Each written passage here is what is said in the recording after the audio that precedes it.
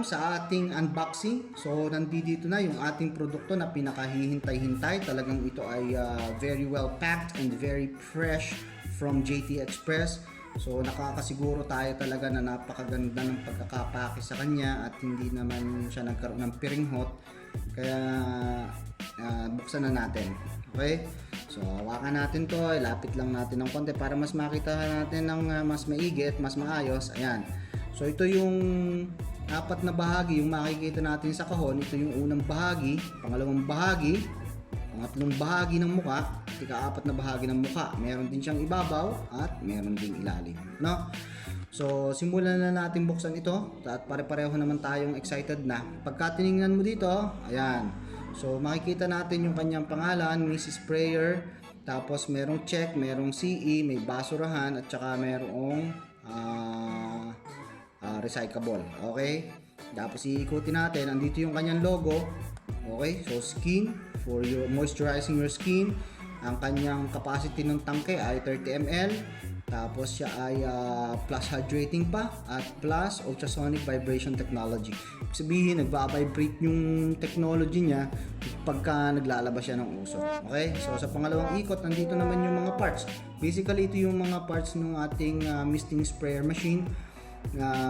Water tank, spray hole, on and off button, and then yung ating USB charging hole. Okay? So nandito yung product description natin, yung ating specs. Makikita natin yung produkto. Yung pangalan niya is Miss Sprayer. Ang model natin ay W718B. Ang spray amount ay 1.25 to 1.4 minutes. So ibig sabihin sa loob ng isa at kalahating minuto na kulang-kulang ay maglalabas siya ng usok. Tapos yung nakalagay sa kanyang heavy ay 51 grams. Talagang ang heavy. Okay. So basta walang pakialamanan, heavy yun eh. 51 grams yung kanyang heavy. Okay? So pag tinagalog natin yung heavy, bigat. Okay, so yung bigat niya 51 grams. Okay, so yung packing list niya, facial mist sprayer, tapos USB cable. And then dito naman sa pag inikot ulit natin, makikita naman natin dito yung kanyang kung paano siya gagamitin. Ano?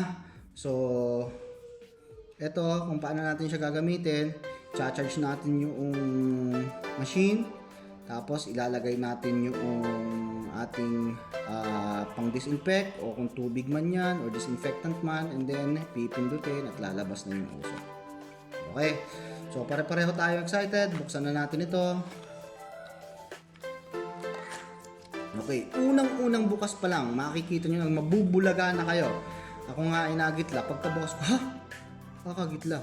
Man, dito na pala yung kanyang USB cable charger. Okay, so wala siyang kasamang saksakan. Sasaksak mo lang ito dun sa iyong mga cellphone at magagamit mo na ito.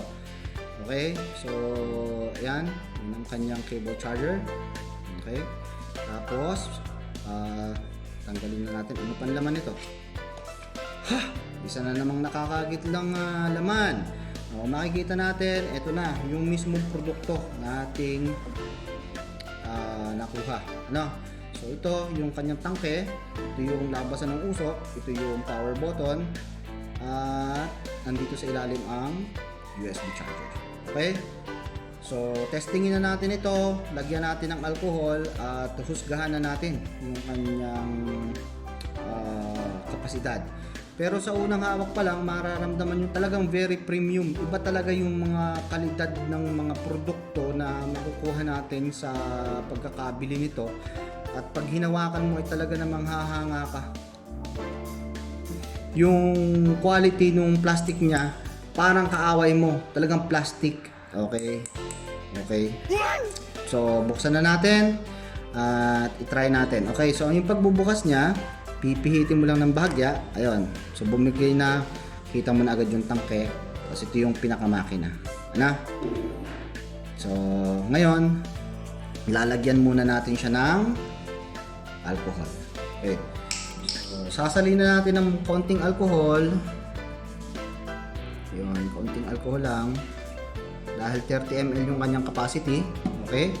Tapos, itong pinaka makina niya, papatong lang natin dito sa ibabaw, no? Okay, tapos pagka ipipihitin na natin, ingat lang tayo sa pagpihit dahil minsan hindi agad mapashoot ayun. So hindi pa nakalock, mararamdaman mo naman na nag-lock na, meron siyang tunog na lock. Bibihira yung mga ganong mga features na pag pinihit mo biglang klok, yun na yung pinaka-lock nun. Okay, so try na natin. So try natin yung power button. Ready na tayo? Go. Ayun, umilaw ng asul at nagbuga na ng usok. Ayan.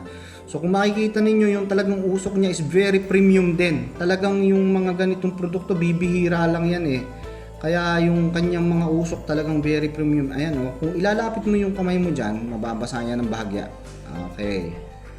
So magandang klase. Maganda yung rating natin dyan. Tuloy-tuloy lang yung kanyang pag-usok. Talagang very good quality at magagamit na natin itong pang-disinfect. At abangan ninyo yung ating mga susunod pa na